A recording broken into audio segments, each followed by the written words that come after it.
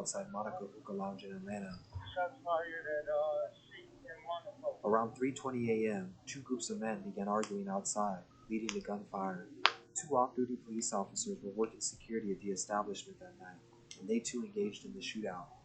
Because of this, a full investigation was conducted to see whether or not the Atlanta Police Department was involved in his death. Here's what they found retracing his steps for those last 48 hours. Vaughn, look, I'll break down the rules. On November 4th, 2020, King Von was in Atlanta, Georgia. He was celebrating the release of his Welcome to O-Block album that dropped just a few days prior. His career was peaking, and every day his music was being discovered by a new audience. There's no question he was about to be a superstar, but the biggest issue Von faced at that time was himself. The streets. See, King Von was from the infamous housing projects of Parkway Gardens on the south side of Chicago. Before ever stepping into a booth, he was already very active in the street life. He only decided to rap after beating a murder case in 2017. His reputation only made his music more real for listeners, leading to his blow-up just 1 year after that. But it's important to realize when someone lives a life the way Von did before fame, it can be hard to leave that mentality behind, even after finding a way out through music. Because of this, Von had no issue when it came to things like beefing with other rappers. While in Atlanta, an ongoing issue between King Von and rapper NBA Youngboy had been brewing for months. On November 4th, DJ Academics would invite Von onto his podcast to publicly speak about their issues. During the conversation, Von assured his fans that there was no real problem, and it was the internet just trying to make it more than what it was, unknowing at the time that in under 48 hours, this would all come to an end. Ain't no rap. Oh, so this live was a little bit before, then, like a couple days before the nigga died, bro. And it was the internet just trying to make it more than what it was, unknowing at the time that in under 48 hours, this would all come to an end. That's crazy. Ain't no rap beef, and it ain't no real beef unless somebody got shot or something, or unless somebody. People told me you and Youngboy was beefing or something like that. I know they be saying that a lot. What happened, Bob? What's going on with you, man? They be saying that a lot. It's like we got the same issues. Oh, and then the internet trying to make it. Don't tell me I got problems over girls. No, it's the internet, gang. It's the you know, they try to make it like that. These issues have been escalating since a few months before, when pictures of King Von and NBA Youngboy's ex-girlfriend surfaced online. From that point forward, the two rappers made it known they didn't like each other through a series of social media posts. With two artists this large going back and forth, it was only a matter of time before others got involved as well. One of those people would be Quando Rondo, an artist and friend of NBA Youngboy. Even though Von and Quando were cool at one point, now they weren't. And it just so happens Quando's from Savannah, Georgia, only a 4-hour drive from Atlanta. I'm saying though, 63rd, dirty ass.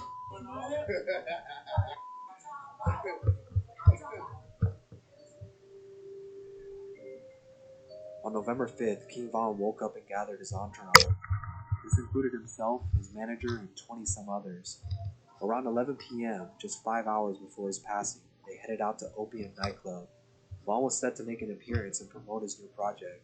He hopped into his bulletproof Hellcat, followed by 8 other cars filled with friends and associates. Around midnight, they arrived.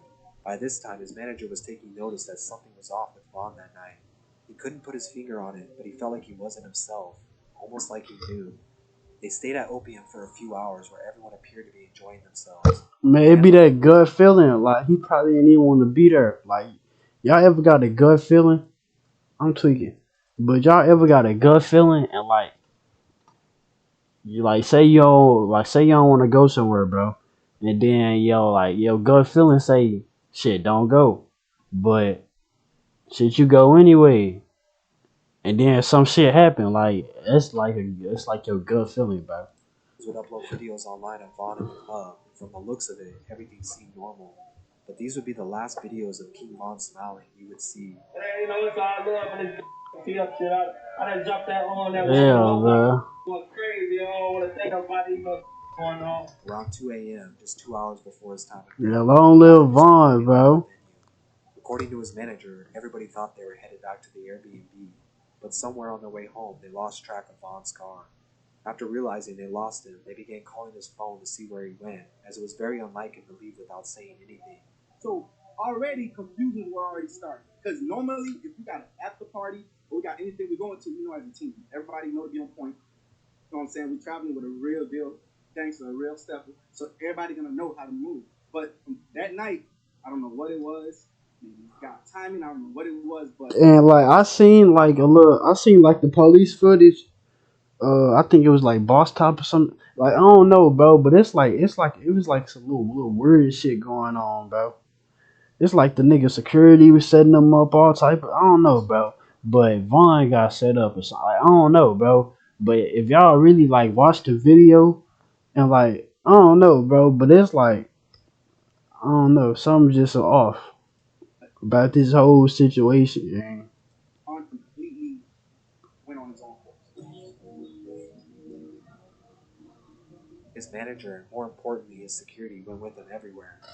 After calling, they found out he rerouted to an after-hours hookah lounge across town.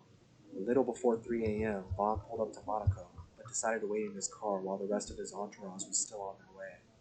About 15 minutes went by, Vaughn still in his bulletproof vehicle staying warm. His manager, followed by 6 other cars, pulled up to the parking lot. He hopped in the car with Vaughn, and once again he said he felt like he wasn't himself. They stayed in there while the rest of his entourage was wondering what was going on. It was a cold night, so they too decided to wait in their cars. After a few minutes of talking, his manager convinced Vaughn it was time to go inside. He let his security team know he was ready to enter, so they did their normal checkup. Around 3:15 a.m., security went into the club and checked it out to make sure it was clear of any threats. With Vaughn being a high-profile rapper, this was a standard procedure for them before entering any venue. They couldn't bring weapons in the club, so security left them in their cars. Right as they were about to walk in, one of Damn. Vaughn's friends alerted them that Quando Rondo was in a car just a few feet away. Yeah, that's what I heard. I heard Vaughn was asleep or some shit, and somebody woke him up. That Quando was next to him or something like that. It's unknown if Vaughn got a tip from someone that night about Quando being at the club, or if it was just a coincidence that he rerouted his car to the exact location they would both be at. It's possible it just happened like that, but this could have also been the reason Vaughn seemed off.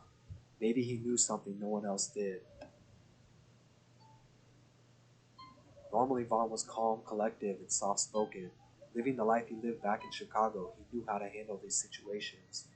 But on this night, Vaughn reacted before anyone could say or do anything.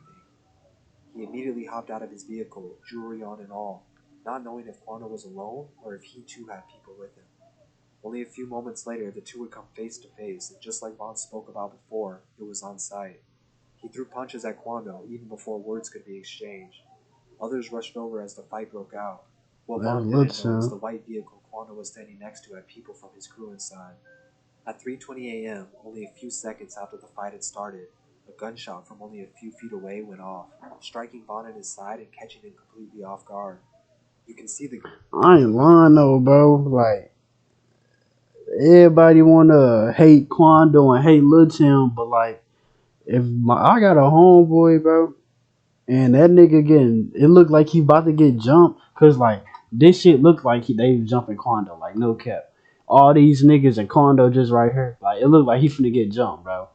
Like you don't know what to expect. Like these niggas probably armed, all type of shit. Like you never know, bro. So like Quando was that alone, nigga Tim ain't do no wrong, bro. I ain't gonna cap. or if he too had people with him. Only a few moments later, the two would come face to face, and just like Vaughn spoke about before, it was on sight. He threw punches at Quando even before words could be exchanged. Others rushed over as the fight broke out. What Vaughn didn't know was the white vehicle Quando was standing next to had people from his crew inside. At 3:20 a.m., only a few seconds after the fight had started, a gunshot from only a few feet away went off, striking Vaughn in his side and catching him completely off guard. You can see the gunman, who we now know as Lil Tim, coming out from behind the car and firing multiple shots. Vaughn got hit 3 to 4 times, and his manager was also hit in the leg. The two off-duty And this Vaughn homeboys I heard, so like they really ain't even do shit, bro. police officers working security that night reacted immediately, and they too Who is fired that? shots into the crowd. That's Quando or Lil Tim. I remember they had a video shoot that same day. They had all of them. They had them outfits on.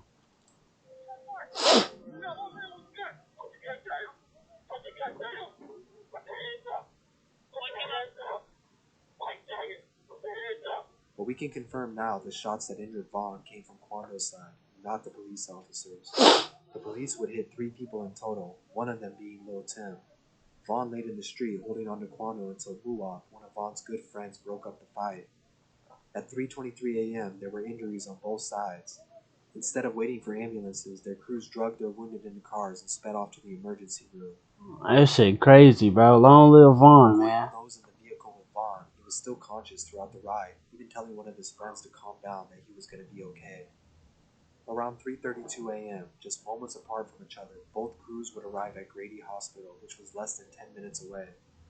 Quanah would start a live stream of himself helping Lo Tim inside the building and try and protect himself in case Vaughn's people ran up on him. Come on, he's shot.